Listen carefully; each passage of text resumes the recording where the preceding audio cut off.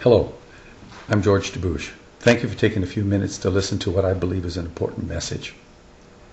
A doctor friend of mine said, we're not living longer, we're dying longer. And if we truly look around at our family, friends, and neighbors, we can see that we're probably losing the war on chronic degenerative conditions. You know, the World Health Organization says that our standard of health care in the civilized world, we're ranked number 37. We've put a man on the moon, we've cloned Dolly the sheep and now many other animals, and yet we're number 37. There's something wrong. I've been on a couple of talk radio stations and I've done some lectures, and I shared this particular scenario, this kind of story that helps to dramatize what I believe is a possible reason for the problem. It goes like this. You're driving your vehicle down the road and you notice that the water gauge is going into the red zone. You're going to pull over as quickly and as safely as you can because you know that if there's no water in the motor, you could blow an engine. So you'll pull over quickly and safely. Turn off the key. Bang! Steam comes out from under the hood. You're too late. Sure enough, you lift the hood and you can see you've got a problem. You've blown a water pump. So you're going to get on the cell phone and you're going to call a tow truck. And you're going to have the tow truck driver have it towed to the closest mechanic friend you trust or to a dealer of that particular franchise. Am I right?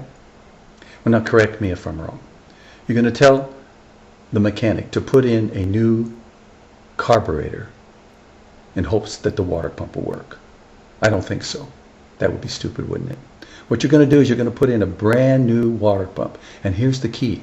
It's made of the same material that was there before, only it's perfectly working and operating water pump.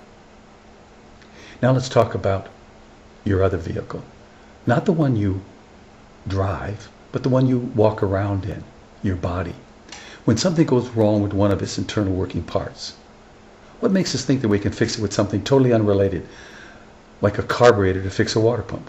Where do we get the idea that we can put nostrums, coal tar, petroleum-based drugs into our body and heal it? See, I never met a body that was Ritalin deficient, Coumadin deficient, Prozac deficient, or any drug deficient. I've heard it said, if you have a headache, does that mean you have an aspirin deficiency?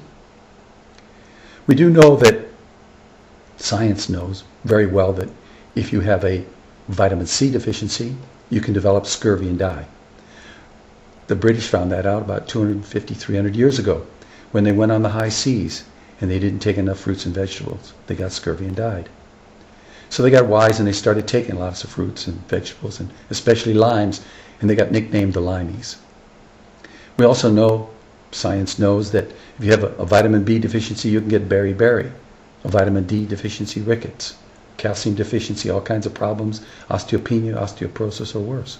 So why are we neglecting nutrition in the overall protocol when it comes to restoring health? I think in this case we're throwing the baby out with the bathwater. We need to incorporate a nutritional program along with allopathic medicine, traditional medicine.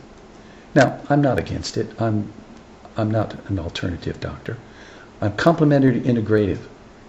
And I believe there's a time and a place for surgery, there's a time and a place for medication. But we are neglecting nutrition in its overall approach. Now, God forbid, you fall off a roof, you get hit by an automobile, you go out to dinner, get food poisoning, or any emergency. Get rushed to emergency medical facility, because that's the smart thing to do. But when it comes to treating chronic degenerative diseases without nutrition, I think that's a big mistake. If you'd like to know more, I'd be happy to talk with people and help people. Please contact me.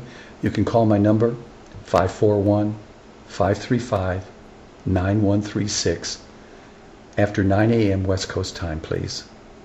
And you can also check out my website. Thank you for your time.